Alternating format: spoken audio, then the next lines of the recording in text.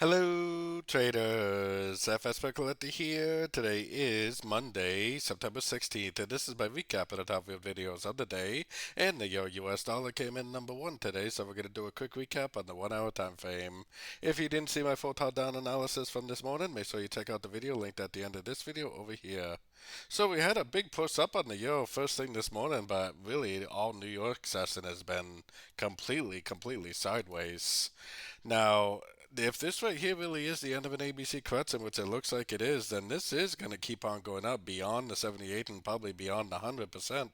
I still think this is a wave 3 on the very high time frames. Wave 3s are supposed to be the biggest, strongest waves of a trend. So, with all that information in mind, I would definitely still be looking for longs. If it does go down and break below here, then that would tell me that this wave from here to here is over, and I would put my Fibonacci retracement on there, and I would look for three-way pullbacks. I'd look for Fibonacci bounces to go long again.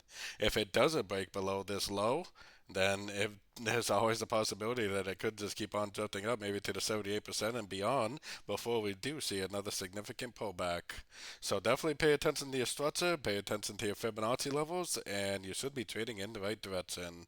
So we have a big week ahead of us as far as news is concerned.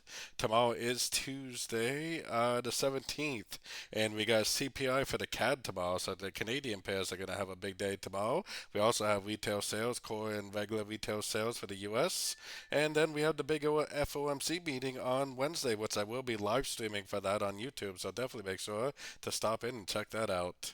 But anyways, tomorrow, kind of the highlight is probably definitely going to be the CAD news. So anyways, don't forget to join my free Discord channel, which is linked down here in the corner. And as always, thank you and happy trading.